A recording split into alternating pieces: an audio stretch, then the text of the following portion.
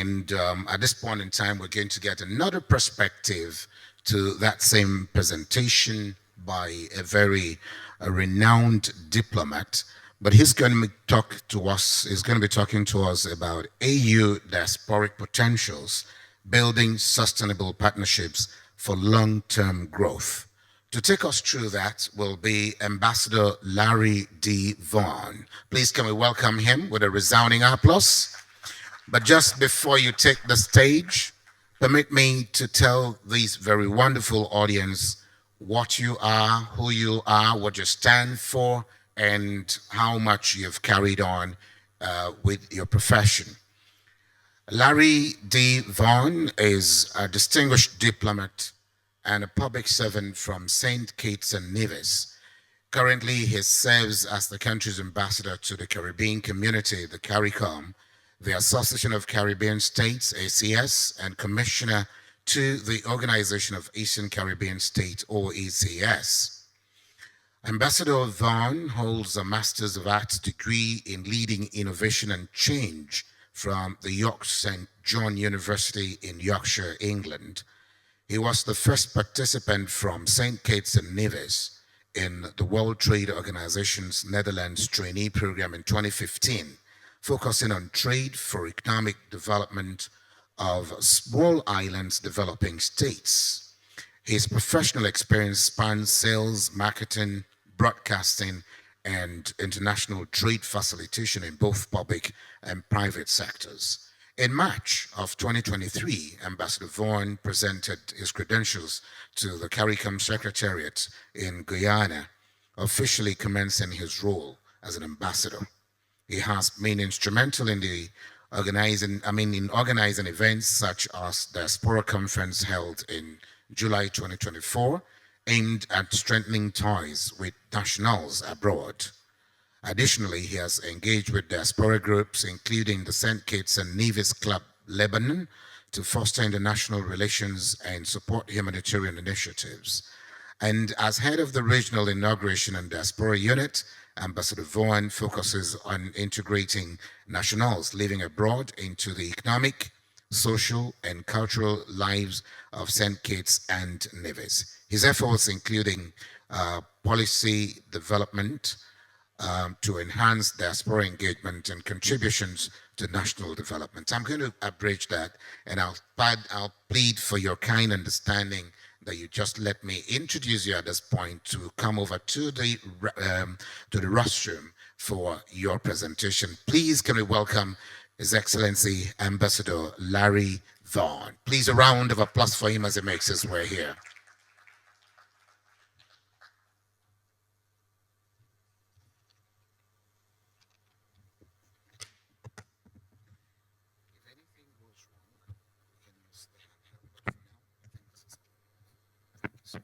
Thank you very much.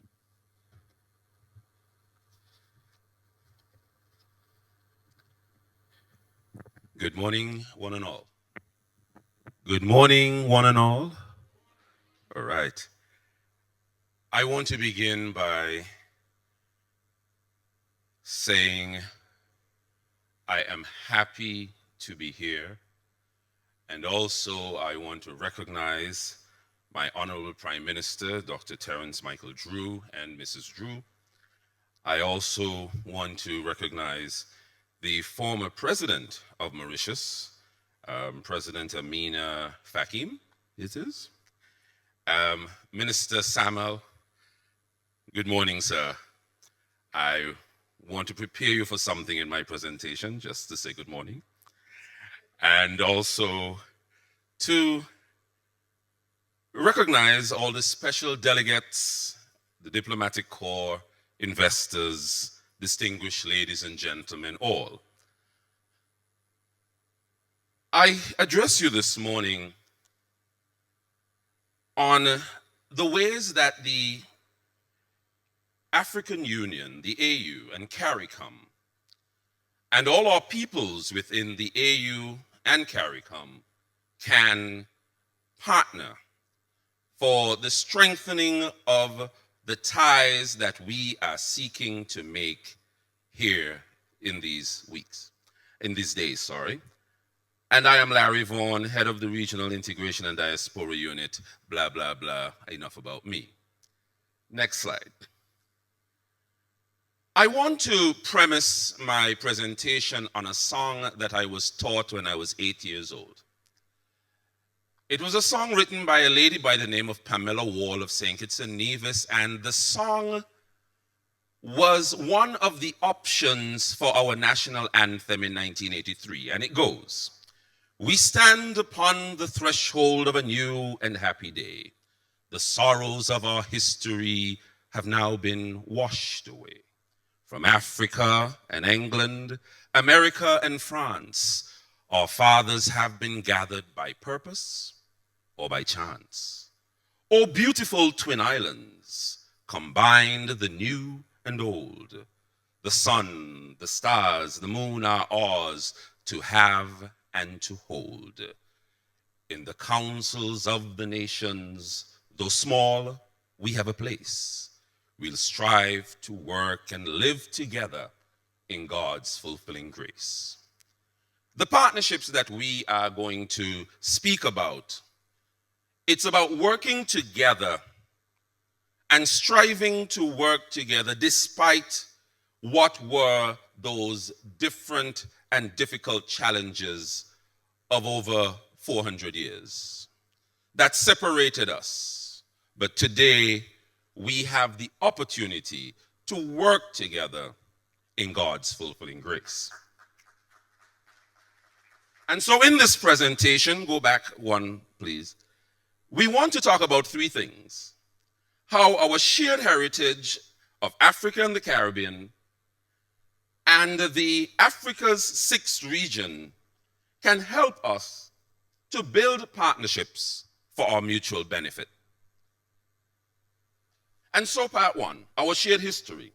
And what I want to come out of this is that what stands between the Caribbean and Africa is only distance, not difference. And let me tell you why. The enslaved Africans came to St. Kitts and Nevis first in 1626. Because St. Kitts was settled in 1624 and 1625 by the English and the French. And they needed some workers, let's call it that. And so the Spanish, who had owned our side of the world after the Treaty of Tordesillas in 1494 or thereabout, was able to bring those workers to the region. And moving on one, we were able to recognize that 4.7 million enslaved persons came to the Caribbean. And they were taken primarily from the West African tribes that now are the nations of Nigeria, Benin, Guinea, Ghana, Senegal, Angola, and the Democratic Republic of the Congo, as far down as that. But what has survived today in our Caribbean is that we have the surviving elements of the African culture in our communities. The food, a strong use of cassava, and of, well, we call it cornmeal, you call it maize. And so I will show you that just like you have, I think it's called the fufu, where you make it with the cassava and other yam and others, we do it with the cornmeal, and we cook that, and I'll show you that shortly. And we have the music and the storytelling through our songs we call calypsos. And we have the stilt dancers, which we call the mokojumbis, and you call the stilt dancers. And we have the rhythms that are strongly influenced by the drum. And then there is a stonework that is very popular on the island of Nevis that we have seen come out of Africa. Next slide. And there's a gentleman on the far left for you, and that's my Minister of Culture. You know him as my Minister of Agriculture. And he led our national carnival on stilts in that same African tradition. And we have the makajambi, and here we have the cornmeal above, and the stonework here on the island of Nevis, because we are Africans. We are your brothers and sisters. And so what I want to come out of this first aspect is that the use of our past is both for experience and also for the direction of the partnership that we want to discuss. Next slide. Secondly, we need to speak about that sixth region of Africa. And I want to take away from this that it's a partnership that is built on a relationship. Now, here are the 5 regions of Africa, and I'm so sorry that my Premier of Nevis has left, but I wanted to show that somewhere between 2017, good old Morocco became Africa again. Yes, having left in 1984, they came back in 2017, and so there are 55 countries across 5 regions, and Africa is working together. And so the partnership must be that while Africa is working together, there is the element of the Caribbean working along with our brothers and sisters of Africa. Next. And so in 2012, the AU made a declaration stating that all persons of African descent living outside of Africa will be called the sixth region. And in that sixth region, there are 4 elements that I want to look at. One, that shared heritage. And I showed you the shared heritage we have. And that there will be functional cooperation. That there will be shared benefits of that cooperation. And that by having a sixth region, there will be an increase to the global African footprint. Because, as the next slide will show, that there is a Caribbean singer by the name of Peter Tosh, of blessed memory, who said, "No matter where you come from, as long as you're a black man or black woman, you're an African." And so we accept our position that we are Africans living in the Caribbean, in that diaspora. Now, there's another group called the Caribbean Community. 15 nations, here are the flags, and I will outline what makes this region so great in the aspect of the sixth region. Next slide. There are 15 member states with about 18 million people, and where more than 65% of the population have African descent. These countries, they do have a productivity of more than 100 billion US dollars. However, less than 17% of that work is in agriculture. That productivity is in agriculture. While about 40% of our population is added onto each year with tourism arrivals. So there is great potential within our sphere for further expansion, and we believe that there is partnership that could be had with Africa to meet this. And so, somewhere around 2021, in the midst of COVID, our leaders decided that that will not keep us back. And so the heads met on September 7, 2021. And during that time, the heads met and they decided to strengthen the South-South cooperation and to address shared environmental and geopolitical challenges that we were facing at the time. And the outcomes of that meeting was to have increased diplomatic relationships, joint actions on climate change, cultural exchanges, economic cooperation, especially for increased trade, trading goods, in services, investments, intellectual property. And so the follow-up is, and forgive me for the wrong date of 2024, that in 2025, September the 7th, there's a commitment that the heads will meet physically in Addis Ababa to cement that relationship, because the time has come for us to meet face to face, shoulder to shoulder, to work towards that better integration of the Caribbean and Africa. But let's talk about St. Kitts and Nevis as a country.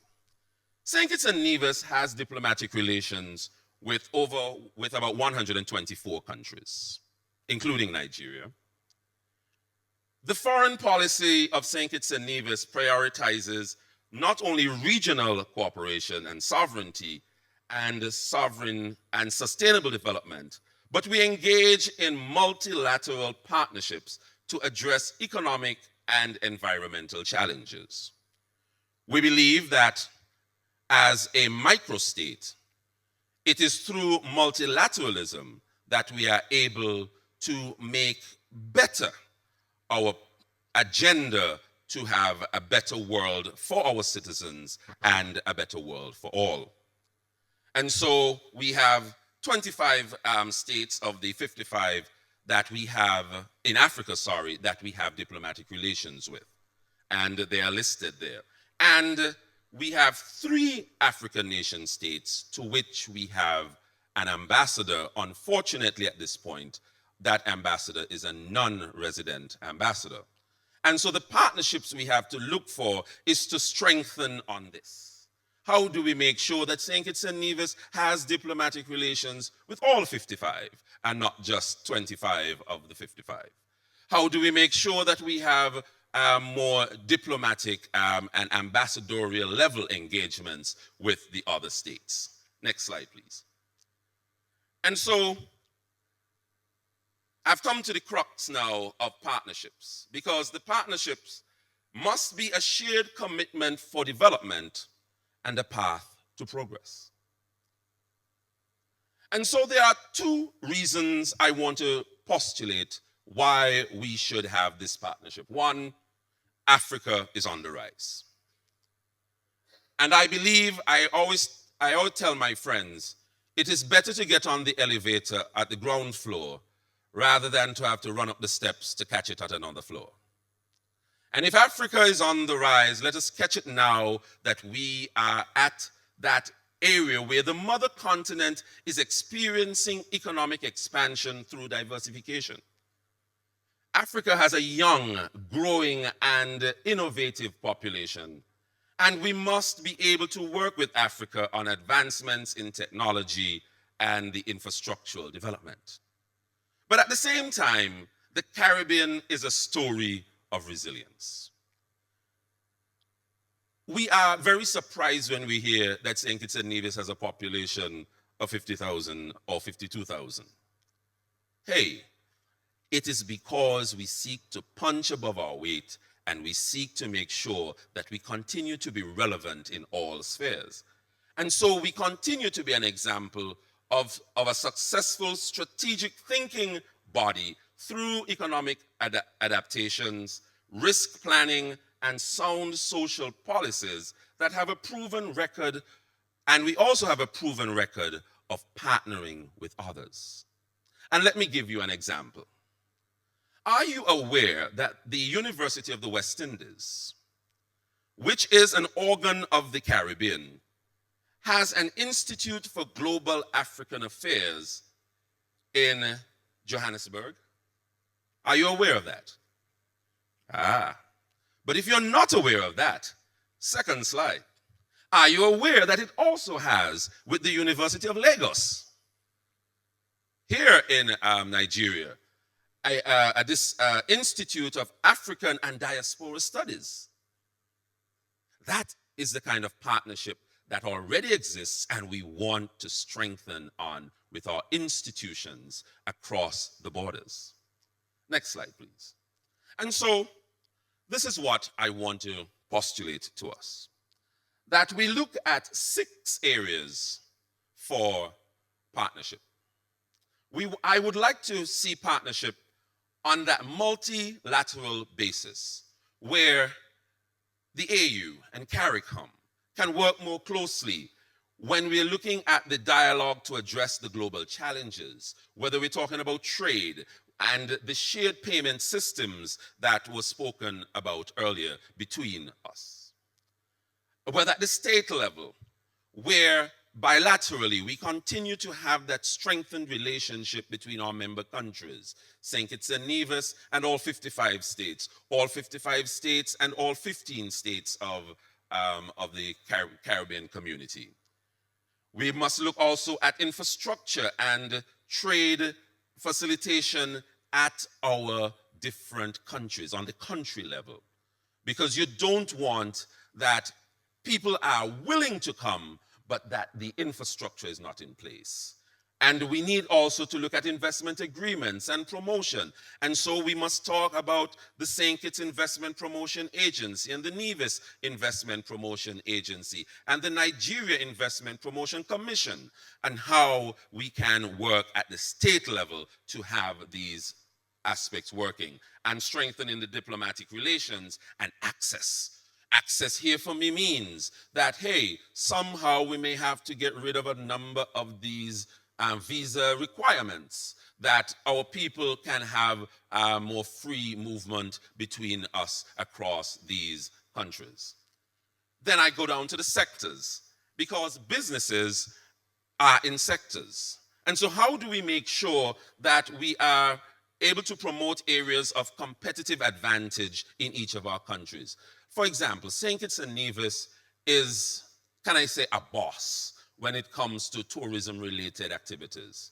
How is it that we can share our experience and our expertise in tourism-related matters with you here in Nigeria? How can you share with us your experience in infrastructure development across those sectors and building? How can we share with you our experience in resilience? How can you share with us your other experiences? This is what we need to look for. And we now must have sector pairings and collaborations and research into these sectoral opportunities, because sometimes we have potentials that we don't know about until we have unlocked it through research and development opportunities. The businesses. We need to have business promotional directories. I need to know what the businesses are over here. You need to know what businesses exist in St. Kitts and Nevis. Partnering, sharing, trade fairs. This is a wonderful summit. Now I need to see the businesses of St. Kitts and Nevis coming to Nigeria, the businesses of Nigeria coming to St. Kitts and Nevis, so that we can partner, we can share information. And also we can provide logistics. These businesses, because we need planes, we need boats, we need information technology links. Who will provide those logistics? Because those logistics help in building and promoting the partnership. The social organizations, our churches, our charities, our cultural groups, our festivals that are happening. How do Nigerians know about Sugar Mass? How can Kittitians know about the Victoria or the Vic Carnival that happens around the Victoria Falls that is between Botswana and other South African countries there? There's a big carnival that happens every July, I'm told. Now, how can we make sure that others know about it? And finally, and not the least among them, are the average man and woman, the consumers of the goods and the services. Because if I don't know the value of Nigerian goods, or if I don't have a sense of the historical and the heritage that I share with Africa, I'm not going to have an interest. And so we must build the awareness and make it available to the people for there to be interest, for that partnership, for that trade, for that movement to happen. And so we also need the communication and travel. I spent much of yesterday afternoon in my room looking at AIT. Is that a television station here? I want to see it when I go back to Bastille. I want you to see Caribbean television here in Africa, because that awareness helps to build the partnership. We cannot have our partnership in isolation and in silos. And so I want to move forward to wrap up and say, these are the areas that we must look at. It is sport, it is partnership in building, in business, sorry, in making sure we have standards, in tourism, in agriculture. It is partnership is not just in any one area, but in all that we do. This is what this slide says to us. And so I want to wrap up quickly by going back to Marcus Mosiah Garvey, who in one of his speeches said, "Look to Africa, for the day of deliverance is at hand." And so I close through the words of Pamela Wall once again to say, though small, we have a place, and we'll strive to work and live together in God's fulfilling grace. Thank you very much.